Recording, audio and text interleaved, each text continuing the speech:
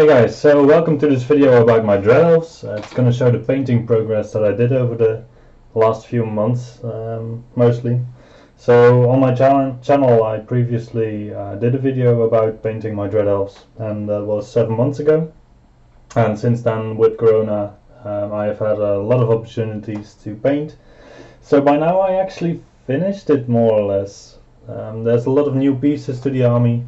I think back at the time about half of the army was painted, and now just nearly everything is painted. So that's a big step going forward. We'll just go through the army piece by piece to just show you guys a bit what it looks like now. So I'll start with the hero choices, then I'll just go through the core choices, some special choices, and the rest. So let's get started. First off, we have the dragon. So the dragon is an old Games Workshop model. It used to be the High Elf prince on the dragon for the High Elves, and I repostured it so that the head is a bit tilted, because I thought that this aggressive stance was more suitable for Dread Elves than the very flat stance. And also this transport's actually easier than having a flat base and then a flat dragon on top of it. That takes up a lot of volume in the end. So next to this big beastie we also have a manticore. So for some lists it is useful to have a BSB on a manticore. Also, I sadly only have one figure of a manticore, but I honestly am not planning to get any more of these, I think. In addition to that, in terms of flying heroes, we have the Pegasus guys. So here I have a BSB on a Pegasus with a flag that we painted for a miniature competition. It's inspired on some cover art for Tool. I don't remember the artist right now, but he made a lot of LSD inspired artworks, which are really great to have a look at.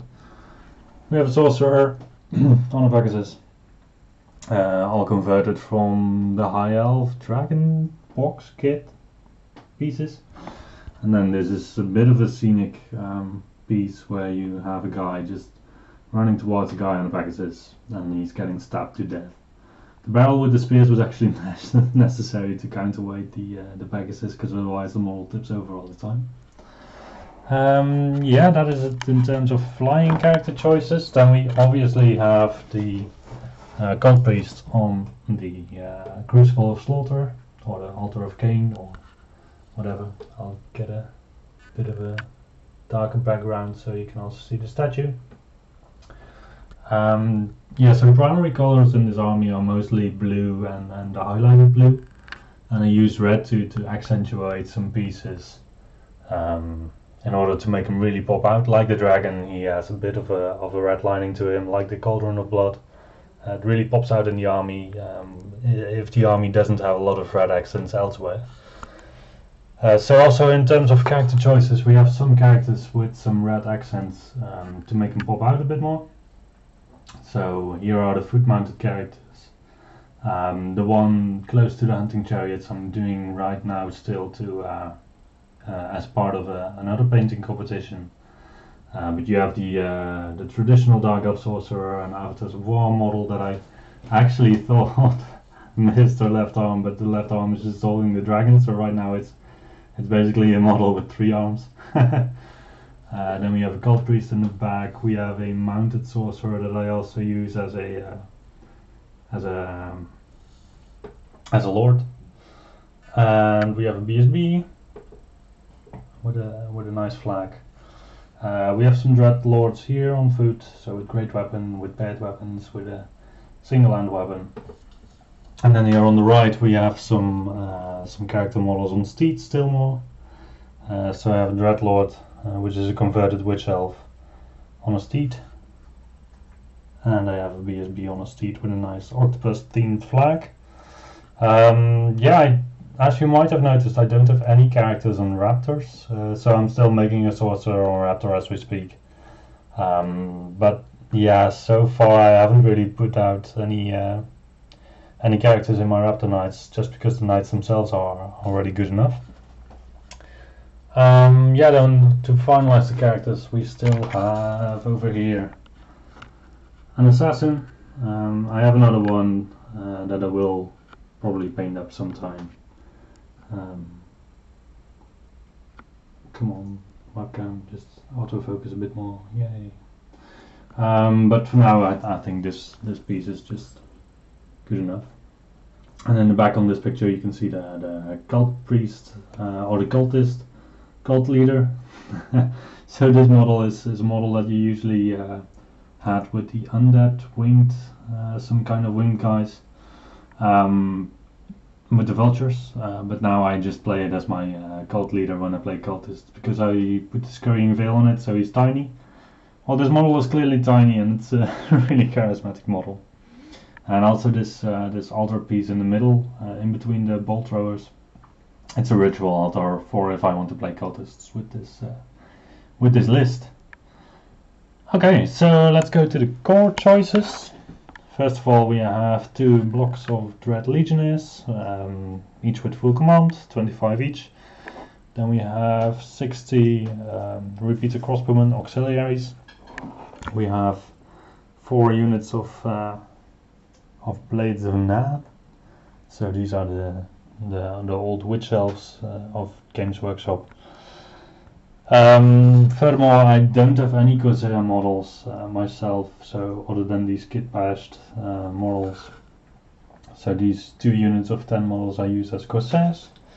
And then I have a unit that I can either use as more spear elves, but they're actually spear elves converted to have their hands in such a way that they wield great weapons. So I can also use them as executioners if I want to. Other core choices are the Dark Riders here over to the right. So these are converted from Dark Elf Warriors. So I did have some, just keep it steady. I did have some Dark Rider models back when I was playing 6th edition, but then I needed like, I don't know, 20 in total instead of the 5 that I had. So I convinced myself to just buy some Glade Rider kits and convert them myself. So the Dark Rider models, they ended up now as becoming Dark Acolytes. So this is quite good because I have 2 units of 5. I have 2 champions, so it's really easy to mark out the champions. And then that's it for core choices, I believe. Here in the back you can see the monsters. So we have a nice Kraken that I got at the toy shop actually.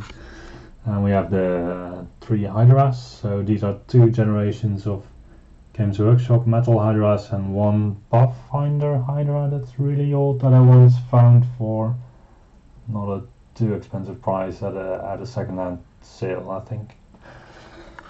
Yeah, in terms of special, we also obviously have Cultonites.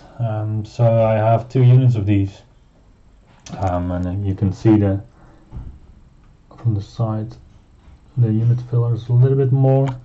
So I have 16 knight models, and I wanted to be able to make 2 units of 10, so I fixed up 2 unit fillers of the remaining bits and pieces I still had lying around.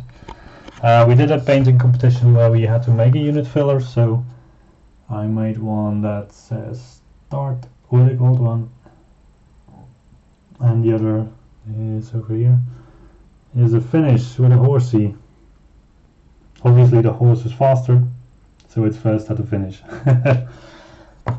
So if these 2 units are on the battlefield, you can imagine just a race line between the 2 of them, and then the gold one is racing the horse for a little bit of charismatic backstory.